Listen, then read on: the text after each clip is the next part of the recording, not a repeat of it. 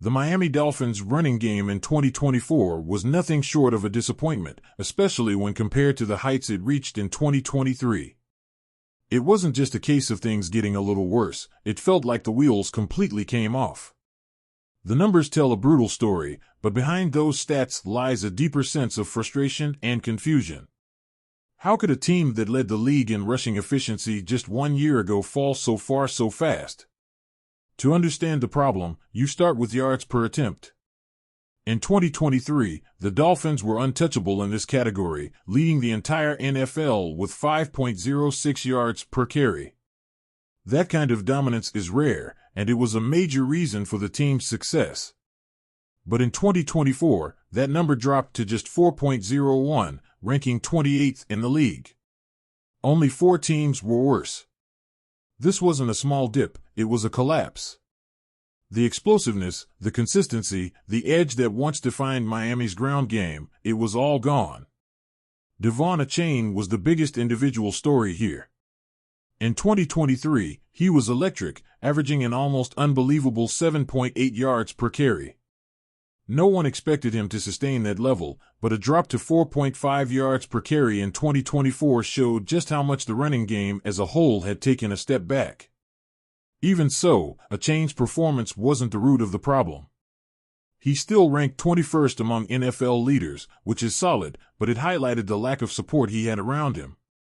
Raheem Mostert's decline was even harder to watch. In 2023, he had been a revelation, running for over 1,000 yards, scoring 18 touchdowns, and averaging 4.8 yards per carry. He was the kind of player defenses had to account for on every snap. But in 2024, injuries and ball security issues derailed his season. He managed just 278 rushing yards, 2 touchdowns, and an average of 3.3 yards per carry. His 2 costly fumbles not only hurt the team in games, but also seemed to cost him his spot in the rotation. Mostert had signed a contract extension before the season, and the Dolphins were counting on him to be a key part of their offense. Instead, his regression has raised questions about his future with the team. It's hard to see how he fits moving forward, especially with the Dolphins likely needing to free up cap space in the offseason. Of course, it wasn't just the running backs who struggled. The offensive line played a huge role in the team's issues.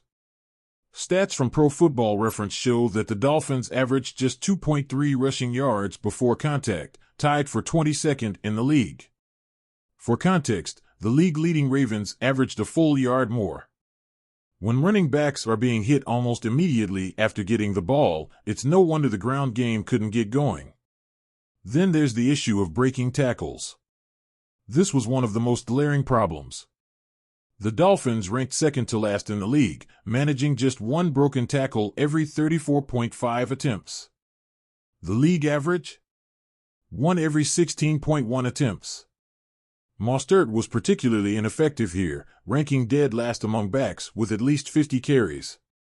He broke just 1 tackle in 85 attempts. Achane didn't fare much better, averaging 1 broken tackle every 29 carries. And then there's the Austin Jackson factor. Jackson's knee injury in Week 9 had a ripple effect across the entire offense.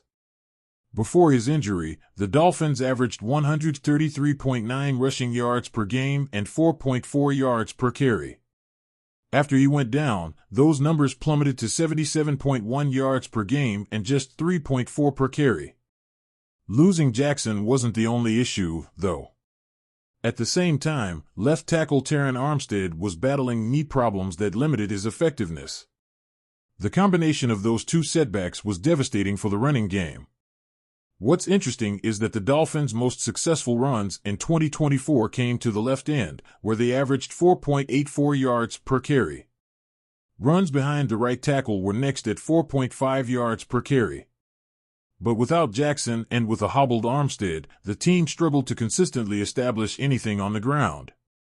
When you look at the connection between rushing attempts and winning, the results are mixed but still revealing. The Dolphins were 2-4 in games where they ran the ball 30 or more times, which speaks to how inefficient their ground game had become. In games with 20 or fewer attempts, they went 1-3. The most striking stat might be their record when out-rushing opponents. At 3-5, it's clear that simply running the ball more wasn't enough to overcome their broader issues. The 2024 season wasn't just a statistical regression, it was a season of missed opportunities. In 2023, the Dolphins' rushing attack was the backbone of their offense. It allowed them to dictate the tempo of games, keep defenses off balance, and open up the passing game. In 2024, that backbone was broken. Injuries, poor blocking, and an inability to break tackles all contributed to the decline.